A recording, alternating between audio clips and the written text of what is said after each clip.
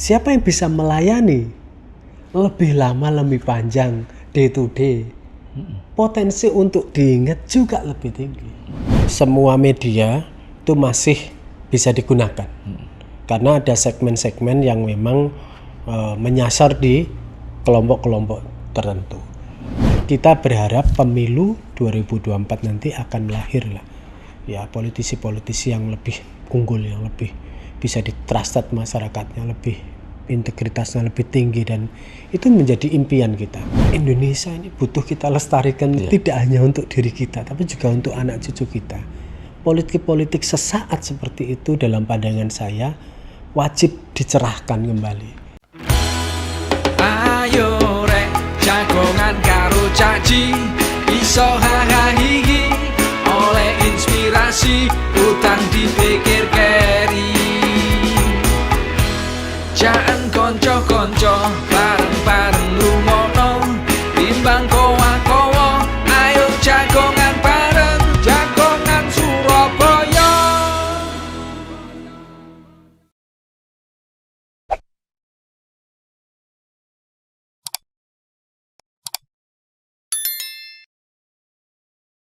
Halo rek, ketemu meneng oleh jagongan Surabaya, jagongan karo cacake arek Surabaya. Sekarang kita mau jagongan dengan seorang pengamat politik, khususnya yang sering mengamati perkembangan politik yang ada di kota Surabaya dan Jawa Timur pada umumnya.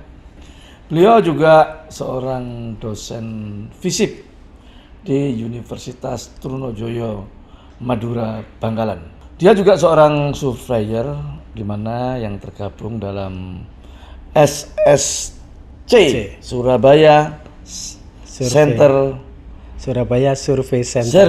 Surabaya Survey Center. Beliau ini adalah Bapak Surokim Esos MSI. Gimana kabarnya Pak Surokim? Alhamdulillah sehat Pak Wali. Sehat ya?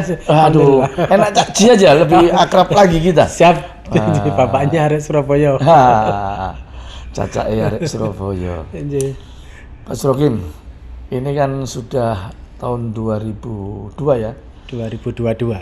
2022, maaf. 2022. Sebentar lagi kita menginjak tahun politik di tahun 2024. Secara serentak. Di 2024 ada pesta demokrasi 2 kali, ada pileg dan pilpres, dan ada pilkada secara serentak, yaitu pilkada kepala daerah tingkat 2 dan pilgub pilihan gubernur. Dalam mengamati seperti ini, sekarang ini kan partai-partai politik sudah mulai bergerak ya. Tentunya mereka juga akan mempersiapkan dengan adanya pilpres dan pileg. Keuntungannya apa dan kerugiannya apa bagi partai yang nantinya apabila mungkin calonnya ini digabungkan calon pilpres bersamaan dengan pileg. Keuntungan dan kerugiannya apa? Jadi kita sekarang ini pasca pandemi. Situasinya tentu berbeda dengan sebelum-sebelumnya. Bahkan disruption itu membuat semuanya berubah drastis dan tidak semuanya positif. Hampir perubahan itu juga membawa impact negatif yang cukup besar. Nah, karena situasi yang berubah itu akhirnya ya sama seperti rumus yang kita sering kali pelajari tentang evolusi ya. Siapa yang bisa adaptif, dia yang bisa survive. Siapa yang bisa bertahan, dia yang punya peluang untuk berkembang. Nah, karena itu memang tidak ada rumus yang mujarab. 2024 pun juga mungkin data-data survei sekarang sudah bisa dilihat trennya, tetapi itu juga belum jaminan. Karena perubahan lingkungan ini sangat cepat. Sangat cepat. Teknologi, regulasi, dan semuanya membutuhkan antisipasi lebih dini. Nah, karena itu kalau saya ditanya kira-kira siapa yang akan memenangkan persaingan di 2024? Ya mereka-mereka yang adaptif, bisa mengikuti perubahan lingkungan itu. Jadi seperti perubahan regulasi, dia bisa mengikuti perubahan teknologi, dia bisa mengikuti, termasuk juga perubahan-perubahan lingkungan di sekitarnya dia. Karena kecenderungan pola perilaku memilih juga terus berubah. Berubah ya. Jadi yang semula mungkin simpel sekarang kompleks sekali. Orang memilih partai, memilih caleg tidak sesimpel dulu yang kita bayangkan. Sekarang variabelnya kian waktu tambah terus itu. Jadi tantangannya memang luar biasa. Tantangannya cukup besar dan itulah yang membuat situasi 2024 rumit dan tidak mudah bagi siapa saja. Sehingga kalau Cak Ji sering ngomong, ayo kerja gitu ya, membersamai tiap hari, yaitu bagian dari ikhtiar untuk itu. Karena kita semua tahu bahwa sering partai, ya kan, calon anggota legislatif itu kan baru bekerja menjelang pemilihan. Nah, itu juga mengandung risiko yang besar. Karena kalau sampai ada yang ya ini sama sebenarnya rumus partai politik, rumus pemerintah itu kan sama, 3M. Itu pertama membersamai, ya, melayani, ya, menyejahterakan. Kan sebenarnya itu saja. Siapa yang bisa membersamai sepanjang waktu, tentu akan punya ikatan psikologis yang lebih besar. Gitu.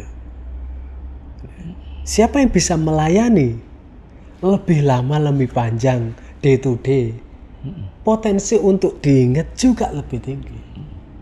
Tapi yang memang paling berat ya nomor 3 ini, mensejahterakan ini.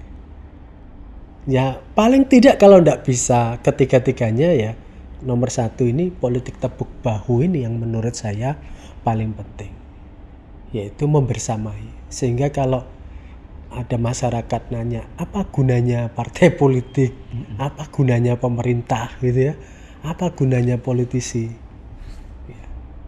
Kan kalau tidak ada gunanya ya berarti tidak perlu ya, wujuduhu ka'adami gitu Pak Caci. Iya, seadanya seperti tidak adanya gitu. Nah, supaya kemudian tidak wujuduhu ka'adami, ya kerja politik sepanjang masa tadi penting. Dan itu tidak mudah, butuh energi yang besar, butuh effort yang luar biasa. Jadi inilah yang kemudian akan membedakan, akan menjadi ciri pembeda. Jadi gimana caranya membersamai, gimana caranya melayani, bagaimana caranya mensejahterakan. Sebenarnya rumus di dalam politik itu sebenarnya sederhananya 3M itu. Siapa yang bisa membersamai sepanjang waktu, siapa yang bisa melayani sepanjang hari, siapa yang bisa mensejahterakan. Insya Allah dia akan punya peluang untuk diingat. Kalau sudah diingat, pasti orang akan mensikapi. Kalau sudah punya sikap, pasti dia actionnya akan memilih. Jadi dan itu pun tidak mudah. Kadang-kadang gradasinya itu bisa separuh-separuh.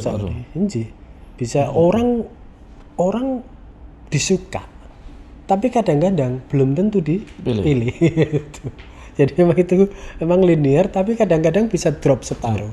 Dan cara memaintain itu, memelihara itu satu-satunya ya dengan cara tadi membersamai, melayani dan mendorong. Kalau ada masalah dia datang gitu. Yang sering terjadi sekarang ini justru membawa masalah gitu. Jadi tidak solutif itu. Jadi harusnya ini ada masalah yang dihadapi masyarakat, politisi datang, partai politik datang, caleg datang, pemerintah datang gitu. Tapi yang sering terjadi, jadi masyarakat sedang menghadapi masalah, ini yang datang justru membawa masalah gitu. Nah, kecepatan ini juga penting karena biasanya di dalam politik siapa yang paling cepat dia datang biasanya lebih diingat pertama kali, positioningnya dapat. praktik itu Cak Ji sudah sering praktikkan sebagai cacaknya para anak-anak Surabaya. Jadi kami ini sebenarnya Cak Ji ya punya utang budi juga ya, karena kan dari nama lembaga kami aja sudah Surabaya Survey Center di situ. Ada banyak orang yang nanya kok tidak Indonesia Survey Center gitu ya. Jadi kami ini 15 tahun Cak. 15 tahun. Jadi bukan baru kemarin. Kita mengawal demokrasi ini sudah 15 tahun. Sama persis begitu saya jadi PNS, jadi dosen saat itulah tahun. SSC hadir. Dan bayangkan sekarang berarti sudah 22, berarti memang sudah 15 tahunan gitu ya usia. Dan menurut saya memang banyak sekali tantangan, rintangan gitu, dan membersamai, mengawal demokrasi itu tidak mudah dalam situasi politik seperti itu. Cak Ji tahu sendiri bagaimana kita jumpalitan, kita coba mempertahankan apa yang selalu kita yakini sebagai aset independensi, trust publik gitu, dan itu yang membuat saya tadi Cak Ji, ayo ngobrolin yuk. Barangkali nanti bisa jadi pencerahan. Kok banyak ya sekarang lembaga-lembaga survei hadir gitu ya. Gitu.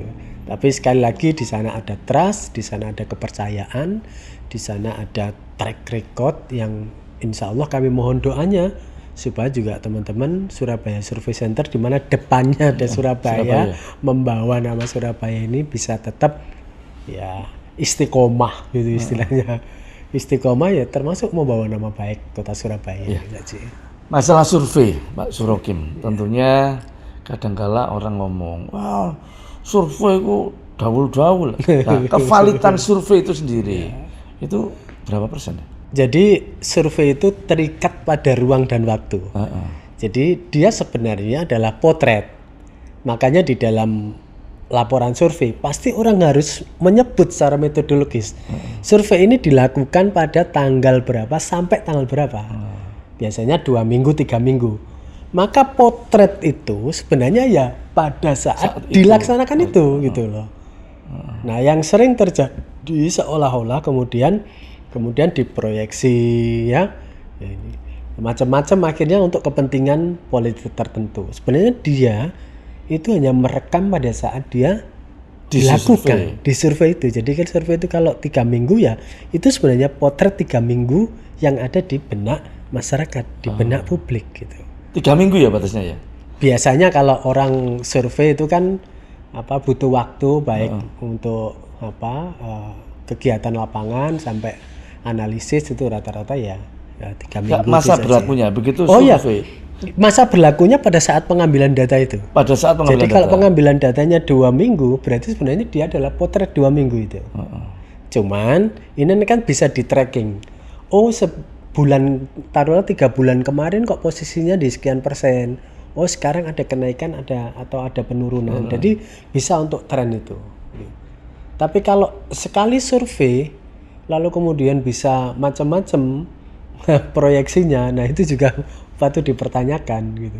Kami sadar betul bahwa lembaga survei pun juga tidak steril ya, ruang-ruang itu karena lembaga-lembaga survei juga punya konsultan di kamar sebelah, kadang-kadang ya, memang tidak bisa dihindari itu. Tapi sebenarnya ini tuh karya akademik gitu ya, karya akademik yang patuh pada metodologi, patuh pada prinsip-prinsip akademik yang bisa dipertanggungjawabkan oleh publik.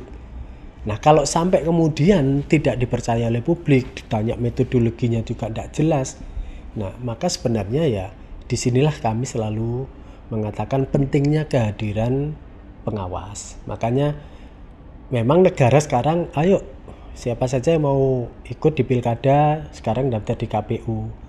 Ya mungkin itu ikhtiar bagian dari cara untuk men-screening ya. Tapi harusnya memang ada semacam komisi etik sendiri yang kalau seandainya ada keberatan masyarakat, ini kok tidak valid ini, surveinya begini-begini, maka yang memeriksa komisi etis itu. Dan insya Allah lembaga-lembaga survei yang tergabung dalam asosiasi insya Allah Kredibel kredibel. Nggih. dan bisa dipertanggungjawabkan. Dan sebenarnya ini kan ya bukan pekerjaan satu sesi. Jadi Iya. kalau kemudian kita hanya hadir, setelah itu selesai ya untuk apa? Iya. Tapi kan ini berkelanjutan. Jadi betul-betul ini penting untuk kita semuanya, tidak hanya kami SSC, kayak lembaga-lembaga survei yang lain, untuk betul-betul trust ini diperhatikan, dipertahankan dan dijaga marwahnya agar kemudian tidak muncul lagi pertanyaan, wah itu survei abal-abal. Wah itu survei karang-karangan gitu. Ya kadang-kadang hal-hal seperti itu membuat risih, tapi Iya, ya iya. faktanya kan ada Ada, memang, yang ya. itu. Faktanya ada. Jadi Apa disuruh tidak bareng ada- itu ya? Iya. Apalagi kemudian kalau laporannya kan bisa dilihat itu. Sering lembaga-lembaga survei menyajikan laporannya. Duh, ini kok begini, ini kok begini, ini kan tidak masuk akal gitu. Ya hal-hal seperti itu yang menjadi tantangan, dan saya kira kita terbuka hadirnya lembaga-lembaga survei untuk meramaikan, mengawal demokrasi. Kita sambut dengan tangan terbuka. Yang penting apa? Taat pada menjaga marwah keberadaan lembaga survei sebagai satu karya akademik tadi dijaga gitu. Jangan sampai kemudian menjadi alat politik yang kemudian membingungkan masyarakat. Masyarakat, "Loh, kemarin kok ini begini, kemarin ini begini." Akhirnya masyarakat ya untrust. Nah, itu kata trust ini tak sih? Saya pikir itu menjadi kata kunci. Gitu. Ya, Mas Rokim ngomong masalah survei, dan Mas Rokim ini juga seorang pengamat. Artinya mereka setiap ada kejadian-kejadian politik atau perkembangan politik, baik itu yang ada di Surabaya maupun di Indonesia, tapi lebih banyak mengamati yang di Surabaya. Dalam mengamati ini tentunya gimana sih perkembangan perpolitikan di Surabaya ini? Dinamis. Jadi politik memang kejutan-kejutannya itu relatif menarik gitu ya. Jadi dinamikanya tinggi. Interplaynya bahasanya orang-orang politik, tarik ulurnya juga tinggi. Dan itu yang kadang-kadang membuat pengamat ya, mohon dipahami, tidak bisa membahagiakan semuanya. Bahwa kita memang bukan alat pemuas untuk itu. Iya. Jadi kita diminta untuk memberi tanggapan atas apa yang terjadi, untuk sebenarnya apa? Sebenarnya mengingatkan on the track, patuh pada prinsip-prinsip publik atau tidak. Jadi sebenarnya keberadaan para pengamat, para peneliti itu sebenarnya di situ Caci. Ini kan ada interplay, tarik ulur, tarik-tarikan begitu. Siapa yang kemudian bisa menjaga ruang itu supaya kemudian bisa pro publik, pro masyarakat, pro kepentingan bersama. Nah, hadirnya pengamat-pengamat itu sebenarnya untuk menjaga itu. Walaupun kadang-kadang tarik ulurnya tinggi, dinamikanya tinggi, tapi sepanjang para akademisi, para pengamat bisa memahami kepentingan bersama, ruang publik itu, ya menurut saya akan maslahah dan akan menjadi partner yang ideal bagi pemerintah kota, bagi partai politik, bagi politisi gitu ya. Dan supaya kemudian senantiasa ada yang mengingatkan bahwa oh ini kurang begini, ini kurang begini, harusnya begini. Jadi saya kira di sana dialektikanya. Jadi pertemuan para pengamat akademisi dengan para pelaku-pelaku politik, pemerintahan, partai politik, saya kira ketemunya akan ada di sana. Sebenarnya sama-sama memperjuangkan kepentingan dan kemaslahatan publik gitu. Ada syarat khusus untuk jadi pengamat? Karena kadang-kadang ngamati toh, apa cerita lah. Kan harus ada. Saya jadi ingat kuyan gini itu ya. Kalau konsultan itu sembarangan bisa ya. Bisa konsultan. Jawab. Iya. Tapi menjalankan belum tentu. Belum tentu. Taruhlah saya mengkritik Cak Jing gitu. Belum tentu kalau saya dipercaya seperti beliau juga bisa. Jadi konsultan itu memang bisa menjawab semuanya ya, bisa memberi saran-saran semuanya, tapi belum tentu juga kalau disuruh jadi menjadi eksekutor bisa. Tapi ya sudahlah, itu kan ruang-ruang yang memang jadi selama ini jadi kapling-kaplingnya sendiri. Tapi menurut saya kok tidak ada syarat khusus itu ya. sepanjang kita masih bisa memberi penjelasan yang memadai gitu, yang kemudian yang paling penting menurut saya Cak Ji itu ya memberi pencerahan. Paling tidak memberi pencerahan kepada publik bahwa sesuatu ini idealnya begini, seharusnya begini, faktanya begini, mestinya begini. Saya kira di sana. Jadi ya pengamat itu juga bukan malaikat, tapi juga bukan setan. Gak medeni ya, kira medeni. Gak dendeni. Oke, jadi tidak ada syarat khusus. Ya ada. Kita break dulu. Wah, iki ono camilan produk UMKM. Namanya produk pawon kue dari Almond Crispy. Ini adalah produk UMKM yang telah diproduksi di Kampung Kue Rungkut Lor Gang Loro. Kita coba, kita review. Ya apa sih jenenge pawon kue? Nah. Bener-bener crispy, enak. Kayak camilan. Kalau beli tinggal ada di WhatsApp atau di IG-nya sini. Dan harganya cukup terjangkau dan murah. Coba ya di Kampung Kue Rungkut Lor Gang Loro. Kita cicipi produk pawon kue seperti apa.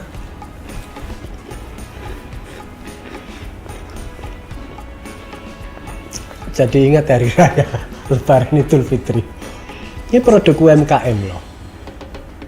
Jadi di buku-buku dibilang ekonomi nasional. Dibentengi oleh siapa? Dibentengi oleh ekonomi kerakyatan. Nah, produk UMKM ini kalau kita mau beli sama halnya dengan kita menguatkan ekonomi nasional. Maka jangan lupa kalau ada produk-produk UMKM seperti produk pawon kue seperti ini, yuk kita beli. Ini bagian dari cara kita bersedekah untuk menguatkan ekonomi nasional kita. UMKM Kota Surabaya, punyanya warga Surabaya. Top, markotop. Kita lanjut lagi dengan Bapak Surokim.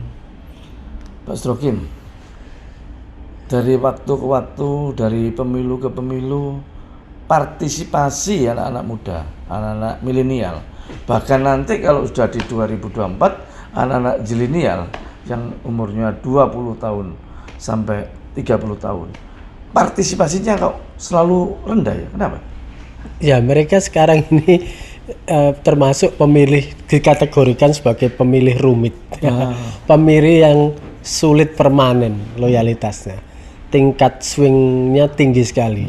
Tapi itu wajar karena mereka pemakai konsumsi media yang termasuk tinggi. Jadi berteman dengan gadget yang terhubung ke komunitas-komunitas maya cukup banyak, sehingga terpaan-terpaan informasi bisa membentuk mereka yang menjadi pemilih-pemilih yang bukan anut grup yuk. Kalau zaman saya, Cak Ji ini relatif anut grup yuk. Kalau yang sekarang ini lebih independen. Dan bahkan ketika ditanya siapa yang paling berpengaruh, itu sudah mulai ada pergeseran. Kalau dulu saya ikut bapak ibu gitu, sekarang ikut temannya, teman sepergaulannya gitu.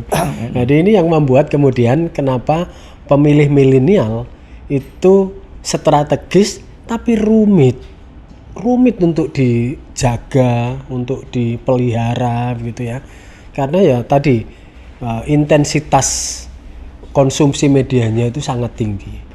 Dan kenapa mereka masih menganggap politik ini negatif gitu ya. Dan itu yang kemudian membuat partisipasi mereka kadang-kadang mengkhawatirkan gitu. Tapi dibalik persepsi mereka yang bahwa politik itu kotor, politik itu intrik full gitu ya. Sebenarnya ada harapan ketika mereka terliterasi bahwa jumlah kalian signifikan, bahwa kalian ini adalah potret pemilih masa depan gitu. Faktanya yang terjadi di pilkada kemarin Cak Ji, maupun di pileg juga kita dulu memprediksi wah paling drop ini bisa 40%, bisa 30%. Faktanya enggak. masih tetap tinggi, 70, bahkan di Surabaya tembus 78% ya lebih. Jadi ya memang kalau saya sih tetap optimis bahwa anak-anak muda di balik kritisnya itu mereka masih punya handarbeni, kalau orang Surabaya masih ikut memiliki.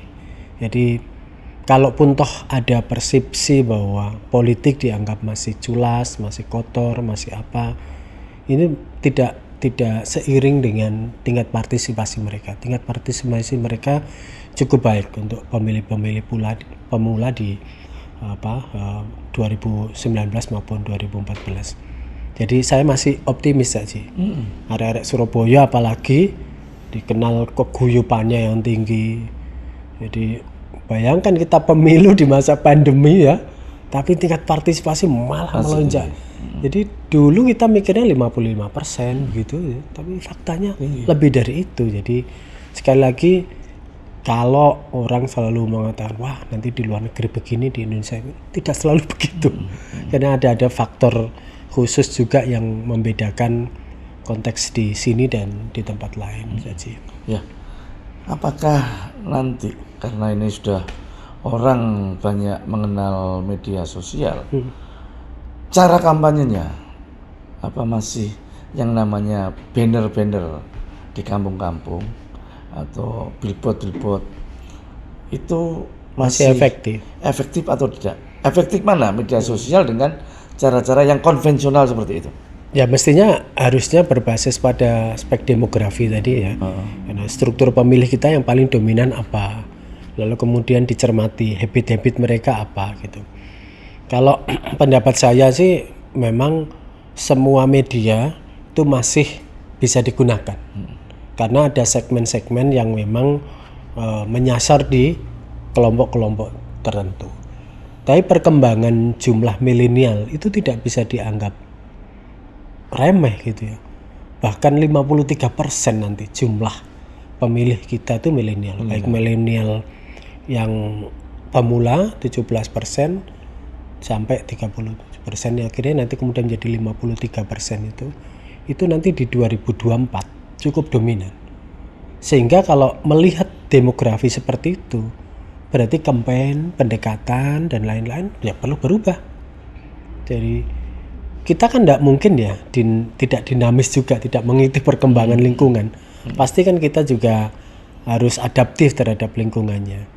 Kalau kemudian segmen pemilih yang besar ini juga tidak digarap, maka yang ngerugi ya partai politik sendiri, yang rugi ya para politisi sendiri. Karena ya pemilu langsung itu sifatnya one man one vote, ya satu orang satu suara. Dan untuk bisa mendekati mereka, gimana caranya yang saya katakan membersamai tadi, ya mengenal habit-habit mereka, bagaimana mereka mengkonsumsi media. Gitu. Saya tidak mengatakan bahwa media ini sudah tidak efektif gitu, tapi segmen pemilih milenial tentu punya habit untuk konsumsi medianya. Jika kalau pemilu 2004 ke bawah, baliho ya yang dulu cukup perkasa, mungkin hari-hari ini sudah mendapat pesaing baru, media sosial. Agak berkurang. Karena media sosial mampu menjangkau langsung, gitu kan, kepada pemilih-pemilih. Dan itu lagi-lagi juga tidak perkara mudah, karena media sosial itu kan keintimannya tinggi, faktor keintimannya tinggi. Jadi kita ini kalau dulu pendekatannya mass communication gitu ya, satu kita sebar untuk semuanya mungkin efektif. Kalau sekarang ini kan individualistik banget ya. Jadi kita akhirnya harus mengubah paradigma berkomunikasi kita yang dari mass itu menjadi individual itu. Dan untuk membuat strategi seperti itu kan bukan perkara mudah, karena kan jumlahnya ribuan bahkan jutaan. Semisal pemilih Surabaya aja sudah hampir 22,2 juta gitu ya. Dan itu lagi-lagi dibutuhkan kemampuan dan juga insting yang tinggi untuk membangun komunikasi yang efektif. Medsos menurut saya jadi menjadi salah satu arena baru. Esensi komunikasinya sama, tetapi pendekatannya butuh lebih khusus lagi. Jadi kalau sekarang politisi, partai politik, aparatur pemerintah main medsos bagaimana? Ya kelaziman menurut saya, kebutuhan gitu kan. Itulah cara berkomunikasi di era sekarang. Jadi kalau kan kadang-kadang ya sama ngapain sih ini nih main medsos segala macam, enggak kerja. Loh itu kerja, itu cara membangun komunikasi dengan konstituen, dengan masyarakat. Karena kita enggak mungkin bisa bertamu ke rumah warga itu satu persatu. Ya melalui apa? Ini mediumnya ini, media sosial ini gitu. Dan itu juga nanti akan menguatkan. Ya kalau orang politik biasanya tahu ya, ada strategi darat, ada strategi udara. Itu dua-duanya menguatkan, saling menguatkan.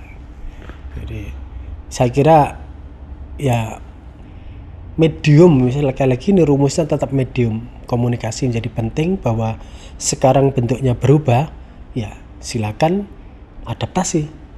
Silakan memanfaatkan supaya bisa membangun komunikasi lebih lancar, lebih baik, dan yang paling penting tadi bisa membersamai sepanjang waktu. Itu yang menurut saya sering dilupakan, karena seolah-olah kerja politik itu kerja tahunan menjelang pemilu saja gitu. Akhirnya yang diingat masyarakat ya begitu. Akhirnya money politik masih tetap tinggi. Orang kadang-kadang ya sudah, nanti enggak usah, ngapain sih mereka ngurusin kebutuhannya mereka, melayani mereka, atau nanti faktanya nanti saya bisa ngasih uang untuk milih saya. Masih ada persepsi seperti itu. Ya, kita ngomong masalah uang, artinya ada terjadi MP, money politik di Surabaya. Ini kan ya kita untung lah hidup di Surabaya. Kebanyakan masyarakatnya masih rasional. Milih rasional, di mana mereka yang tadi dikatakan Pak Suroki, mereka yang mampu mendekati, mereka yang intent untuk bisa bersanding dengan mereka atau intent untuk melayani, itu akan lebih diingat, akan lebih mendapat suatu perhatian, potensi daripada yang namanya MP tadi. Dan ini kejadian sudah beberapa kali pemilu, pilkada dan pemilu. Mungkin di beberapa kecamatan saja sih mungkin yang terjadi MP seperti itu. Tapi kalau Surabaya ini hampir ya rasional sekali, sangat rasional.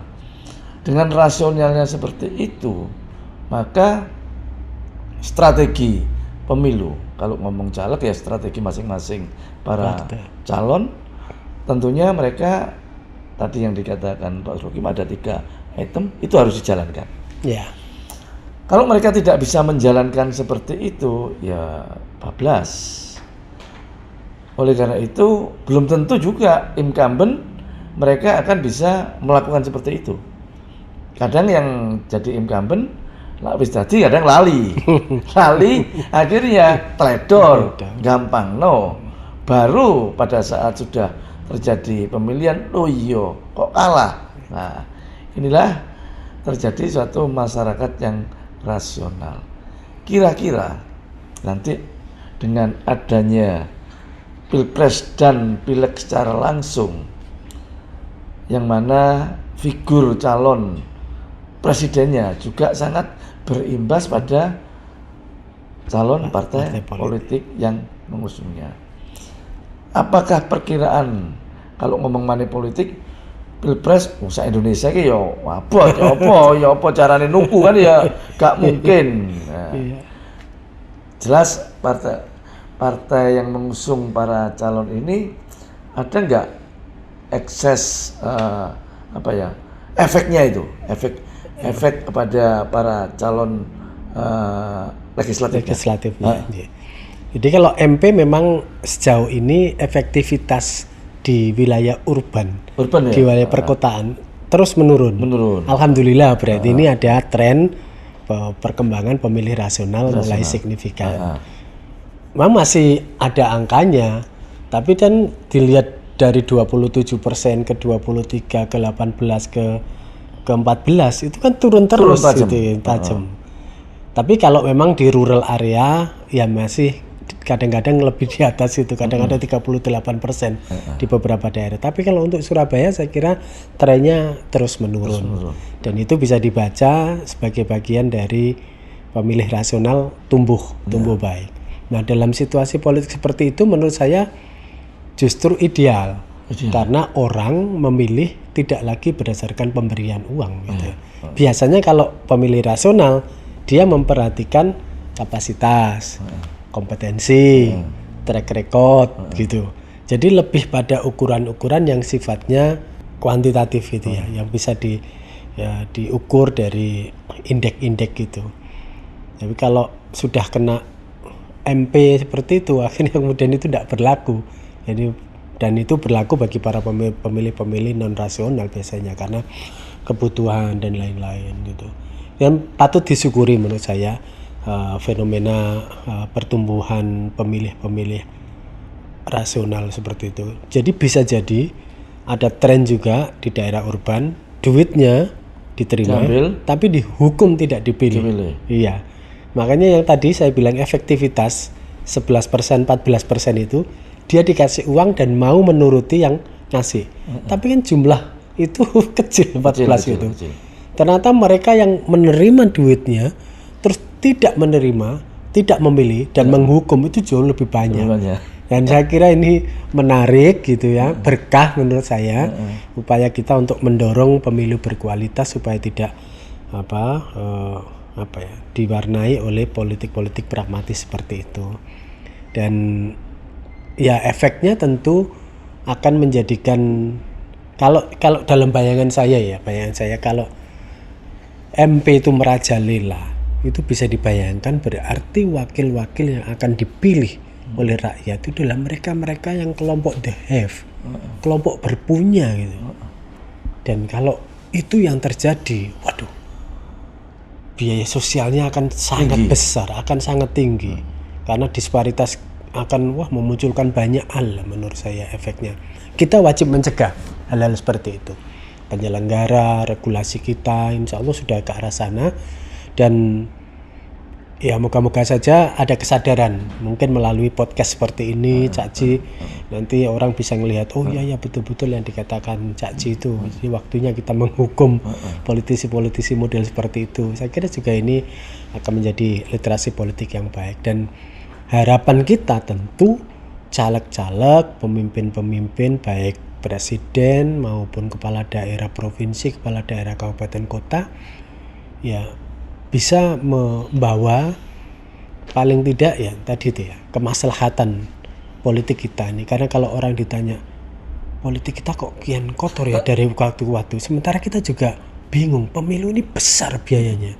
Makanya kapan hari ada yang usul gimana kalau enggak usah pemilu saja ya, memang itu ekstrim, tapi sebenarnya kritik yang mau diajukan itu kan mahal ini biayanya gitu. Nah, jangan sampai pemilu yang mahal ini menghasilkan politisi atau pemenang-pemenang yang memang tidak dalam tanda kutip bahasa saya ya yang tidak berkualitas.